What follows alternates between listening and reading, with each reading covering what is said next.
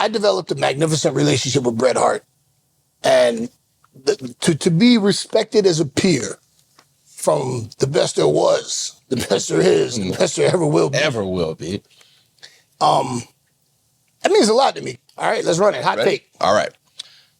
Between Kurt Angle and Bret Hart, who is the better pure wrestler, judging only bell-to-bell wrestling to you today overall? Another day, another dollar as I holler to the world. I love the way I'm living, love the Gucci, love the girls, love the parties and the clubs, love the models and hot tubs, love the German engineering set on deep dish dubs. Another tour around the world, entertaining the fans. I love walking through the airport, taking pictures, shaking hands. Every day for me's an oyster, crack it open, find a pearl. I love the way I live is what I holler to the world. Welcome back to Marking Out with MVP and Dwayne Swayze. I'm not Dwayne Swayze. He's not MVP.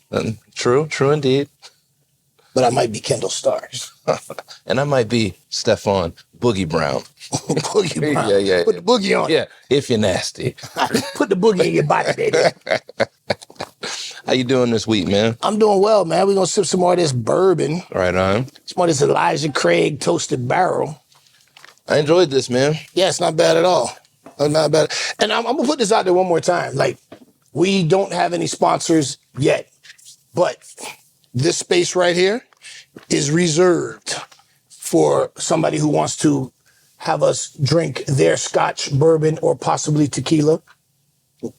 And no flavored scotch or bourbon, or we don't do no flavored, just whiskey flavored whiskey. And water too. Oh, and water. You got a water company. Like, this is my favorite brand of water. No question about it. I love Fiji water. To me, it is the best tasting water in the market. This is my personal opinion. Nobody's paying me to say this. However, if you are a water company and you want to own this spot right here where these bottles are, you can pay me enough to say that you have the best water, my favorite water. I might could do that for you. What are we doing, Dwayne Swayze? Man, so I was thinking today, P, I think we got a pretty good response the last week and the last week before that. A couple weeks. On our hot take segment. Do we have graphics yet, Ryan? Do we have hot take or something? Hot take. Yeah, because you guys really came on the hot takes. You guys really enjoyed that. You seemed to take sides. And, of course, I was right. I was right. Well, let's see who's going to be right today. Okay. All right. So today's hot take. And just like before, guys, if I'm right, let me know. Put it in the comments. If MVP's right, he won't be right, but put it in the comments. And if both of us are wrong, you guys have a different take or opinion, please let us know. All right, let's run it. Hot take. All right. Between Kurt Angle and Bret Hart, who is the better pure wrestler, judging only bell-to-bell wrestling to you today overall? Oh, come on, man. One more time. Hold on a second. One more time. Between Kurt Angle and Bret Hart, who is the better pure wrestler, judging only bell-to-bell wrestling to you today overall? Why you do this to me? See, this is a tough one, right? Because I want to be objective, and I will be. But I developed a magnificent relationship with Bret Hart, and to be respected as a peer from the best there was, the best there is, the best there ever will be. Ever will be. That means a lot to me because I hold Bret Hart in the highest of respect. When it comes to professional wrestling, like, if you ask me, show me what a professional wrestler is, it's hard to find a better depiction of pure professional wrestling than Bret Hart. However, Kurt Angle and I also have a wonderful relationship. And again, somebody of his caliber to consider me a peer. When we worked together at Impact, it blew my mind. Just for these men of this caliber to accept me as a peer and respect my talents and abilities and to be complimentary.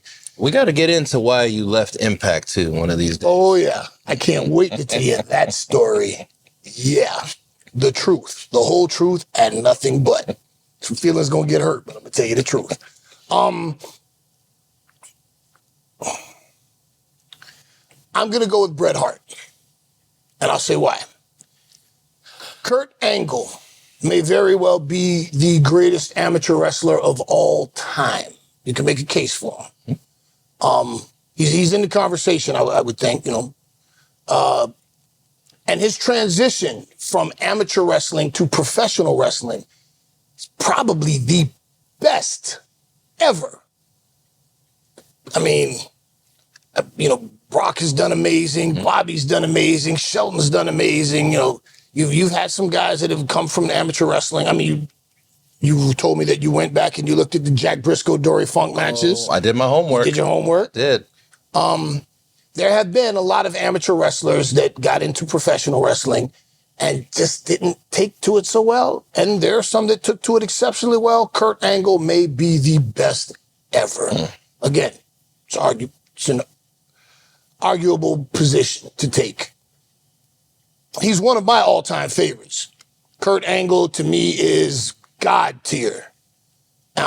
His match with Chris Benoit at the Boston Gardens, that to me, that is the epitome of technical wrestling at the elite level. You can't get better than that. But I'm going to go with Bret Hart only because Bret Hart was born into this. He was bred for it. Yeah, okay. He was immersed in it. He was forged in professional wrestling. Calgary, those frozen tundra roads, Stu Hart in the dungeon. And his brand of storytelling, I think, just has a different seasoning than Kurt Angle's. Not that Kurt Angle's is less than, but different than. And I just like Bret Hart's approach to storytelling. I think it's just a different type of seasoning, a little more old school flavoring. And it's a tough one, man, because Kurt Angle is up there, you know? Yeah. But if you ask me my opinion, it twisted my arm, man, because Kurt, man, I love Kurt, and Kurt is that dude. Kurt has no weaknesses. At his peak, wrestling promos, Kurt was scary. Kurt could make you laugh. Funny, yeah. Kurt could you. Yep.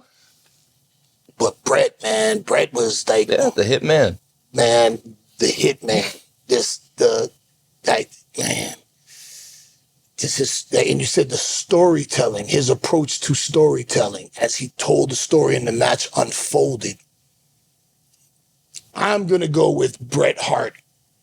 Pure wrestler, storyteller, bell to bell. I'm going to give him the nod over Kurt.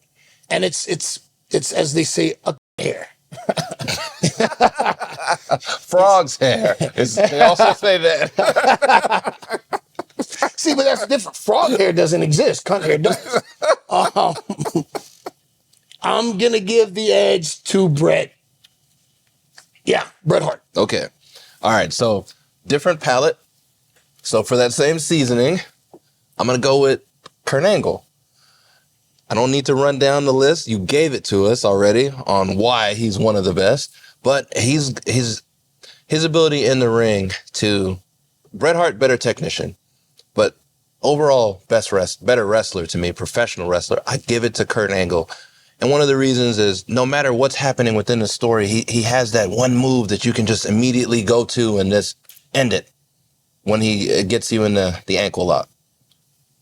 Sharpshooter? I know where you're going. Are you serious? Yes, I know where you... Are you serious? I'm going to go with that. Ankle lock, sharpshooter? Nah. I'm going to go with Kurt for... over the sharpshooter as well. Okay.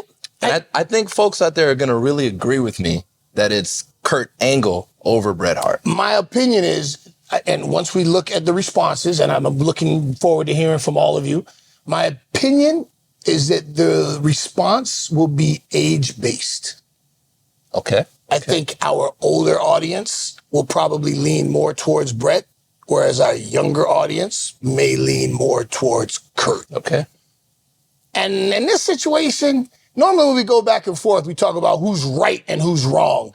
I think in this one, there's no wrong answer. It is just a matter of palate. Yeah. And that's seasoning. That's seasoning. That's seasoning. And I think this Bret just Salt Bay has a different seasoning that goes along with his in-ring storytelling. And I give him a slight nod over Kurt. Okay. But what do you think?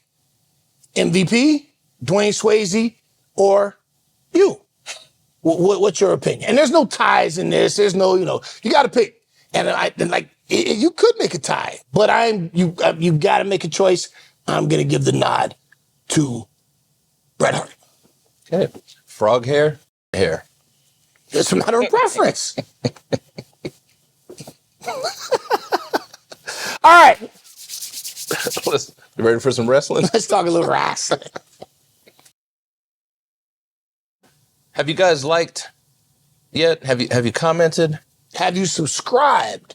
Have you shared with a friend? Hey, listen, real talk. If you're a regular viewer, I'm going to ask you, take a moment right now and subscribe, because we're getting hundreds of thousands of views, but you guys aren't subscribing to the tune that you're watching.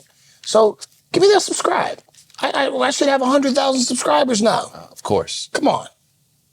Just take a moment right now, hit subscribe, and then I'll start talking to you about a little wrestling, because he got questions. And I got stories, too. Got some good stories for you. Well, I got stories. So, P, when a babyface comeback starts dying mid-match, I know we've touched on this a little bit before, but what micro adjustments bring the crowd back without changing the planned finish? Well, first of all, you're never going to change the finish. The only way you change the finish is if it gets called in, because that's happened to me. I've told that story before where Vince changed the finish going into the finish. In my comeback, Vince called in and said, Cody's up. I've told that story. In this situation, the comeback shouldn't be in the middle of the match. There are hope spots where you keep the babyface alive. So if you're getting a prop psychology, if you're getting the right amount of heat, if you're beating the babyface up, you have to know when you feel it. You listen to the crowd, you hear the timbre of the crowd and the reaction, and you let the babyface know, fire up, start fighting back. And from your knees, you start giving some shots to the stomach, and I'm selling them, and you start coming up, get me rocking and rolling, hit the ropes, watch the clothesline. You get me fired, and here they come, building it back up. You hit the ropes, and boom, clothesline, you knock you back down. Oh, so this is what we call dying. The babyface should never die. And if you're a good heel, you should never allow your babyface to die. You got to keep your babyface alive and in the fight. Sometimes I'm selling, and a heel will come over to get me. And here's something that for the younger guys, that if I should ever work with you on an indie show, don't be intimidated or scared by this. But sometimes guys will come to pick me up and grab me, and I'll kick them or slap their hand away, and I'll be like, get off me, man. We're in a fight. I'm not going to, and you see this too, where guys will gingerly grab somebody's head and lift them up. We're in a fight. I'm not letting you grab me. Get off me, man. But I've seen where younger guys don't realize that I'm working, and they get scared. Like, what did I do wrong? What did I do?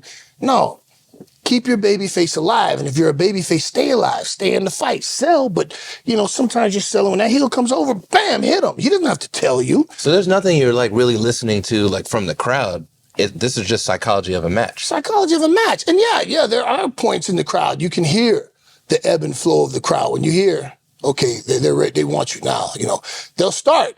All right. Or they start with the clap. Let's go, Dwayne. Let's go, Dwayne. Or no, even better, let's go, Swayze. That has more. Right. Let's go, Swayze. And then, Swayze starts fighting back, getting into it. And then they start, and you get rocking and rolling, and bing, bam, boom. And then, you hit me with something, and then you go up, and I roll out of the way. Oh! It's a roller coaster ride. So there shouldn't be a comeback in the middle of the match. There should be a series of small hope spots, keeping that babyface alive, so that when you get to the comeback, everybody's been dying for this. They've been waiting for it. And now this time, you don't hit that clothesline, or you don't move out of the way. Now that babyface has got you rocking and rolling, and everybody's into it because they've been waiting for this 8, 9, 12, 15 minutes. They've been waiting for this. And now, I've been waiting for him to beat your ass. That's how it's done. The adjustments should be made in the hope spots, keeping the fans involved, letting them believe that any minute now he's going to be back in this fight. And when he does, your ass is in trouble. So that come to finish, I should have to do some sort of underhanded, dastardly tactics to cheat and win. And then if I do, boo, or the baby face, slips on a banana peel or something and I'm able to take over and put my feet on the ropes, or the baby face hits me with their finish, clean, 1, 2, 3. The heel is dispensed with, and your baby face wins. Yay! That's how it should be done, generally speaking. What do you do if the comeback is dying and the crowd's just not into it?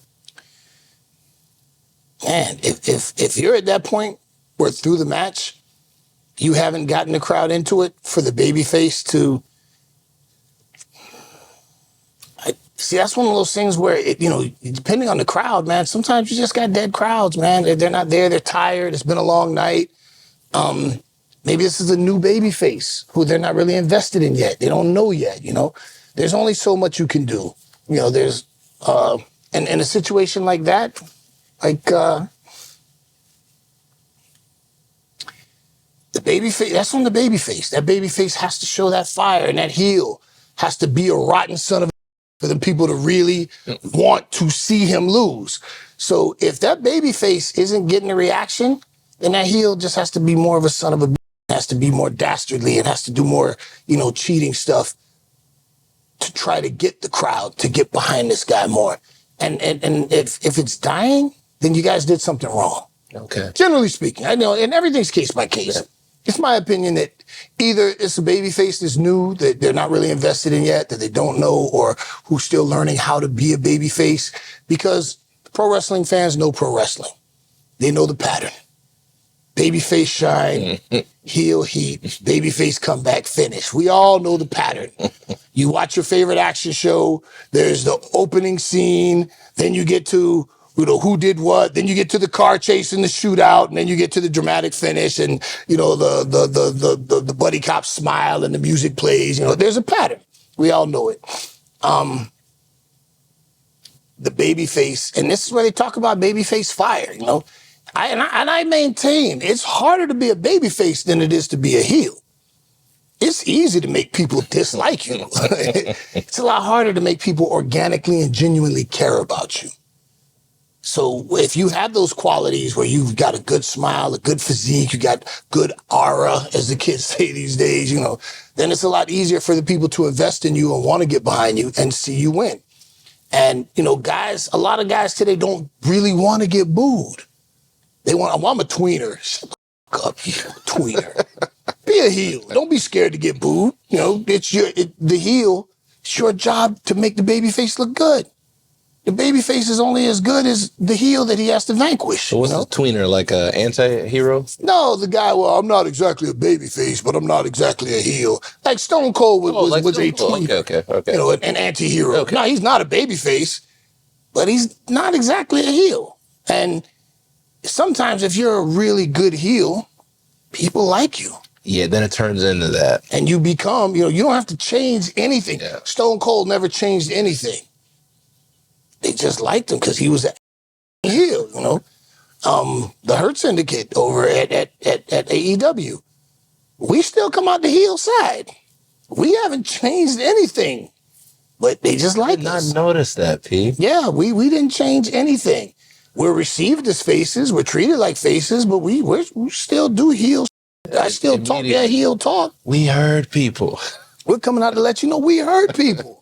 But I say all the time, man, if you're good at being a heel, who doesn't like Darth Vader? Right on. You know what I'm saying? Darth Vader's a heart.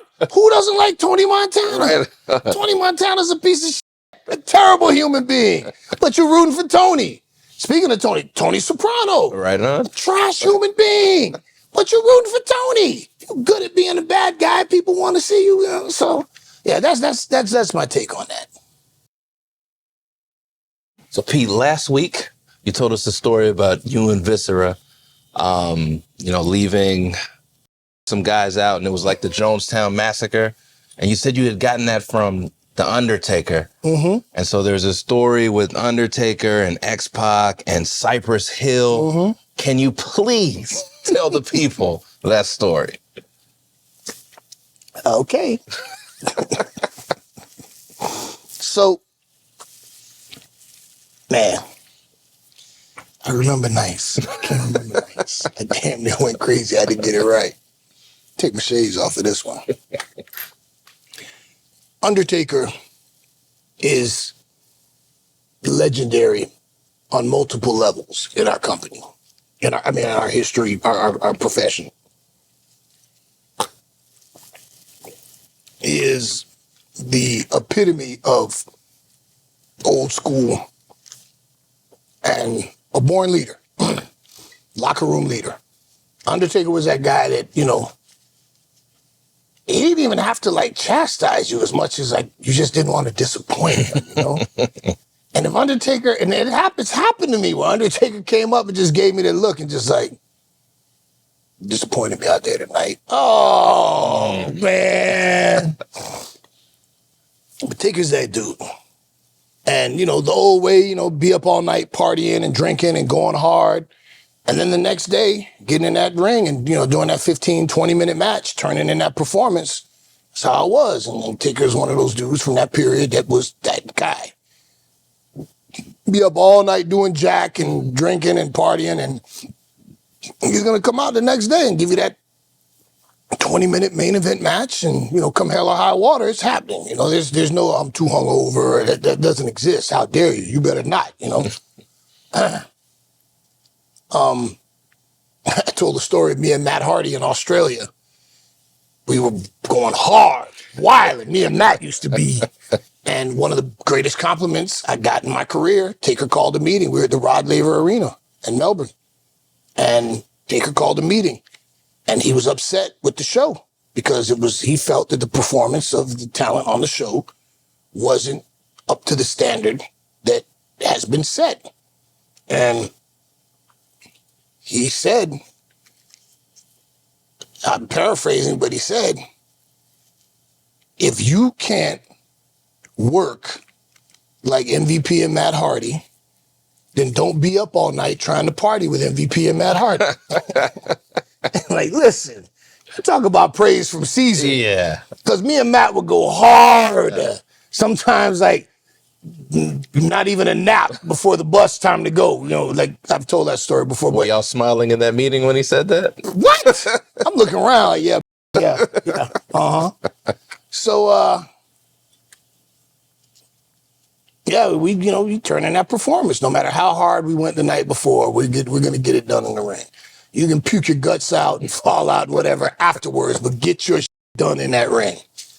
And many a times, dude, I Taker with broken ribs. One of my first overseas tour, Taker was working with Mr. Kennedy with broken ribs, but he was out there every night. Remember, Taker used to have the Phantom of the Opera mask because he had the cracked orbital. Like, that's just that old school way. Nowadays, dude got a sprained pinky. I can't come to work. It's translating like that in the NBA and all the other leagues. It's not the same as it used to be. Yeah. And evolution is everything. But Undertaker also had a reputation for being able to party. Everybody knew. And they were on tour somewhere in Europe. And as I understand it, I've heard Taker tell the story. And after he told the story, I asked him a few times to tell it again when we were out hanging. And Cypress Hill and WWE, we were staying in the same hotel somewhere in Europe. And apparently, everyone was at the hotel bar. And, Taker was going to call it a night. He wrapping it up. And he was going upstairs to his room. And I don't remember exactly what was said, but it was something where his integrity was called into question. Oh, Taker you can't hang anymore, or you're old man, or whatever it was, something, and Taker stopped, and he was like, he got called out by some rappers about, can you still go? Taker said, he turned around, sat back down, ordered a bunch of bottles of Jack Daniels. You asked for this. Oh. They shut the bar down. At that point, as I understand it, Cypress Hill invited Taker and X-Pac, 1-2-3 Kid, back then they used to call him Kid, come on upstairs and let's keep the party going. So as I understand it, they did go upstairs, and Taker's never been a big, he was a party guy back in the day, did the things that the boys did, and I think was, the thing of choice back then. And, but,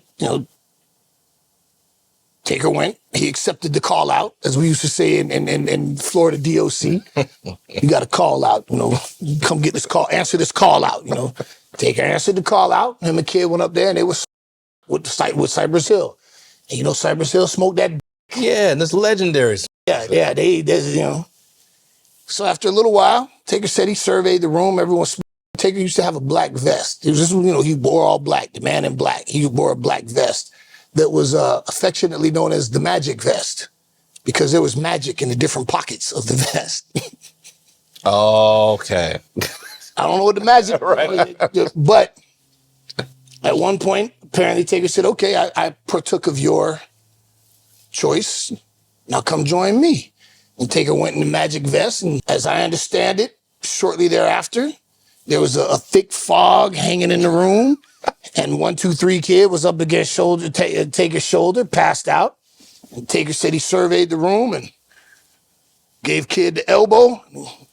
And Kid woke up and he looked around and he said, looks like our work is done here, Kid. Let's go. And Taker said it looked like the Jonestown massacre. So that's where that comes from. Because everybody was passed out, laid out, in various positions.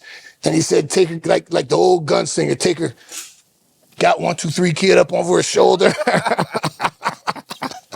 walked out the room, carrying Kid down the hall.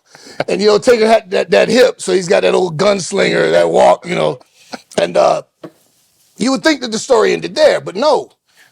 Everybody got to get on the bus and hit the road the next day. Taker said, man, he was feeling it. Undertaker put the hat on and the shades and made his way downstairs. And he said there's no way he was going to let these rappers see him struggling. Taker was standing up to his full 6'11", probably 7 feet in boots and a hat. Morning, boys. How's everybody feeling? He said everybody was selling, hunched over, towels overhead, shades on. Taker just surveyed the scene. So it's a good party with you boys. I'll see you boys down the road. You take care. And everybody's just like, yo, y'all called this man out. That's what you get. He had a reputation for being able to do this.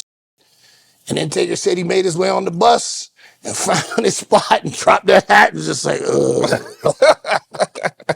and got his rest.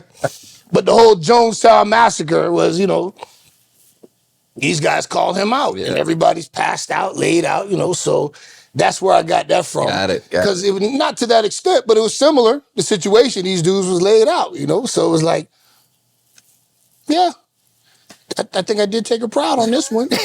Me and Big Daddy P did take a proud. Left these dudes laying. Except there were 2 dudes, and all these dudes were German. And I told them that story. And there were 2 dudes that were still going because they was ginged up. Yeah. But in this case, I don't think anybody was on anything speed-wise. Everybody was on a downer, and Taker put everybody to bed. Took Kid back, put Kid to bed. I guess he got his quick nap before he had to hit the bus, and that's like one of the legendary stories of The Undertaker. And, Cypress Hill, they're legends in their own right, but like, be careful who you call out. Hey man, I'm not gonna ask a boxer to, hey man, you still got power in that punch? Nah. So that's still the legend of Taker, man. And it was super cool for me, especially because by the time I came along, Taker wasn't out like that anymore. Taker was the elder statesman now. And he usually went to his room. And when Taker came downstairs to the bar, it was an event. Taker's at the bar tonight. Taker's at the hotel bar tonight. Taker would hang, and it was a cool thing to see Taker hanging, Yeah. And I was honored beyond words because Taker took me up under his wing, and I was one of the dudes that got called into Taker's, new circle. So Taker used to have the dressing room. It wasn't Taker's room.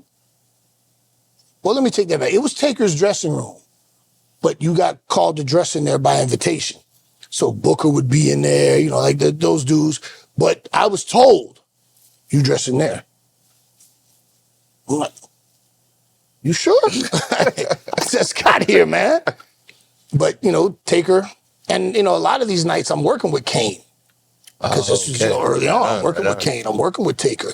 So, and then again, even further, once Taker and I have forged this relationship and I've earned his respect as a man, as a wrestler, there were a few times when Taker would be like, one day I'll tell the story of Matt Sydal doing the right thing. He's in the Taker's dressing room. He's getting the bottles and cleaning up. He meant well. And he looks at him and goes, "Hey, Mark." And starts like, "Did you just call Undertaker Mark?" Like, no, man, you ain't got past the call. You call him Dead Man. You call him Dead. You Taker, not Mark.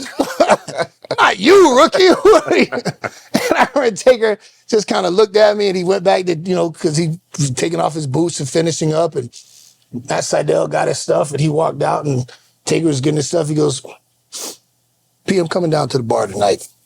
Make sure he's there." I'm like, "Oh, shit." Sydal's getting drunk tonight. And I'll tell that story, but Matt Sydal was taking shots doing bridges. That's a whole nother story. Whole nother story. But the fact that, I got to a point in my relationship with Taker, where he was telling me, "Hey, P, I'm coming down to the bar tonight. Let the boys know." Like, I'm the messenger. Yeah. God bless you. And you can bet that night was going to be some Jack Daniels and some storytelling and some songs and some good times. And I remember those days. And like I said, at that point, like, I was outside every night. Right. Every night I'm trying to go somewhere. But it wasn't often that Taker was. So when Taker did come down to the hotel bar, it was an event. And, now I don't even know if the hotel bar is a thing anymore. I have no idea on that side of the fence. I know on our side of the fence it is to an extent, But the game has changed a lot. Now, guys want to go play Call of Duty and call their girlfriends. And that's not a bad thing. It's not a bad thing, but things change. But yeah, Jonestown Massacre, right. Cypress Hill. Right on. Good night, boys. Make sure you guys check out our Patreon. The link is in the pinned comment down below. Every month, we have 3 exclusive videos. This is content that is not on a part of any show. And we over-deliver. Check out the comments. Check out our Patreon subscribers who are on the paid tiers, and they will tell you, we appreciate your money. And we make sure that you get your money's worth, value, because we got kids to raise. Yes. And those of the immortal words of Heath Slater, I got kids. Kids. Well, we both got one, but collectively, we got kids. And then there's the ones that are in Tokyo that he doesn't know about, but... Hey, I don't have any children in Tokyo, but I do have one little boy who likes to compete in jiu-jitsu, and those competitions are expensive, man. And he does it wearing Jordans and so he's choking people out in J's? Well, he wore J's to the to the floor, yeah. he left it right on. And he left it. Right on. For the Patreon subscribers that are on the paid tiers, make sure you guys leave a comment and tell folks what you think about the Patreon. Yeah. That way it comes from you guys and not from you. us. Word of mouth is the best advertising. All right, so P, we have shown up for our fans of the show 40-some weeks in a row. Hold on. Just to catch some. We reside in Texas. Right now, we are currently in Texas. It's a little cold season in Texas right now. And I just wanted to point out Dwayne's attire, representing Texas, dressed like the Marlboro Man over there. Right over here looking like the Marlboro Man. Yeah. Okay. I wish I had some Newports. I would have pulled them out. Not Marlboro. And Levi. And Levi. True to form. Hey, man. I'm a Texas. This ain't Carhartt. This is Levi. Yeah. Look like you should be on a cowboy, on a horse with a hat, on a trail. Yes, sir. Okay, I'm sorry. No, all good. What is that, velvet? Go ahead. All right, next question. What are the quickest cues that tell you it's time to stop trading moves and start calling the match so the story has direction again? Mistake number 1, you shouldn't be in there just trading moves. You're doing it wrong anyway if you're just in there trading moves. There is no story if you're just trading moves. So to answer your question, what is the quickest way? The quickest way is don't do that. Go in there with a plan of action. with psychology. We were just talking about The Undertaker. One of the best bits of advice regarding a match was given to me by The Undertaker. And he said, what we do in the ring is tell stories. The moves are the illustrations. Look at a comic book. If you just open up the comic book and it's zap, bing, bow, boo, like, what's going on here? But there's boxes that the story unfolds, and then the fight happens, and then you see zip, zap, The moves are the illustrations that help accent what the story is about. If you're just in there trading moves and you're trying to figure out how to get this back on track to tell the story, that train left the station. You started off doing it wrong. My turn, your turn, my turn, your turn, my turn. You're not now. Now, there are fans that like that don't care for a story. They just want to see stuntmen go out there and do amazing acrobatics.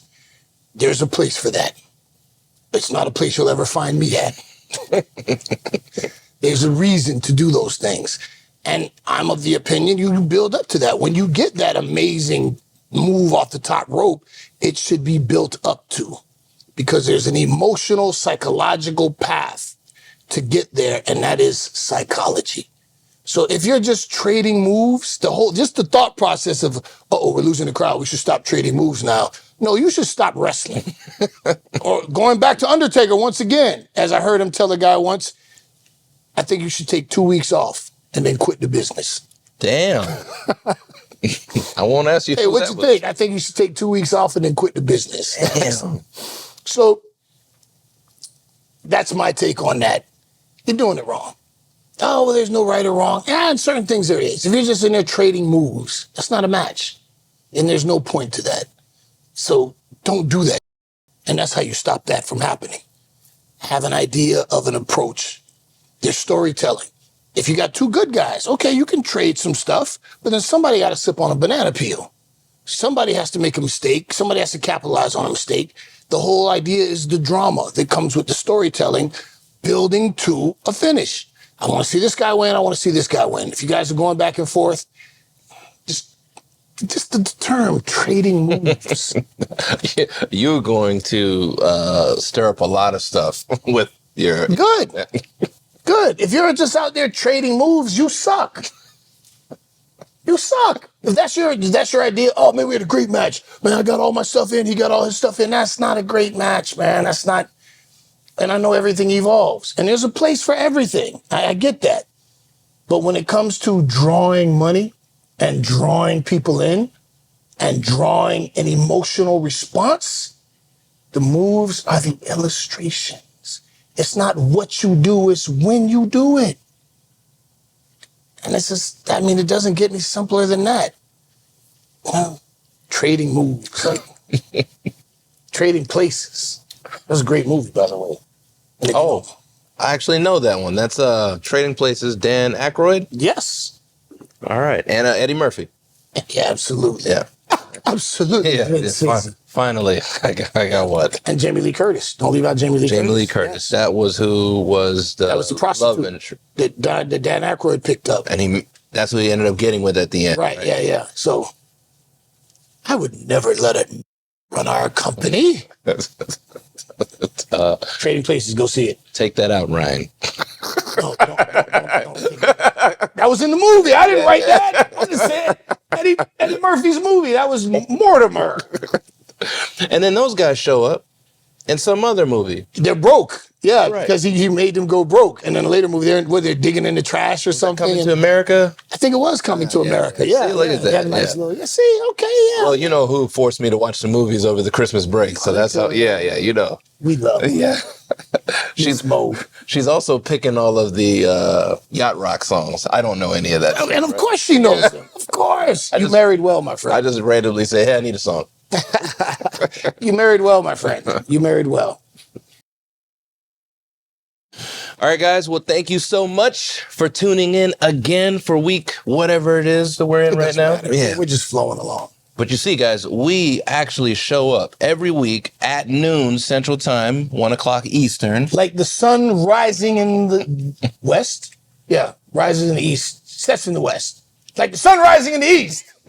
You can count on us delivering our podcast, our YouTube show to you on Mondays. So thank you for watching. Thanks for subscribing. And we're out. See you, Space Cowboy. I just lay back in something new. Whiskey 21 and over, low ball. Make it too neat. Dizzer from Harlem. Yeah, I'm from Houston, off of Fondren. Mike Mazan and real world flow.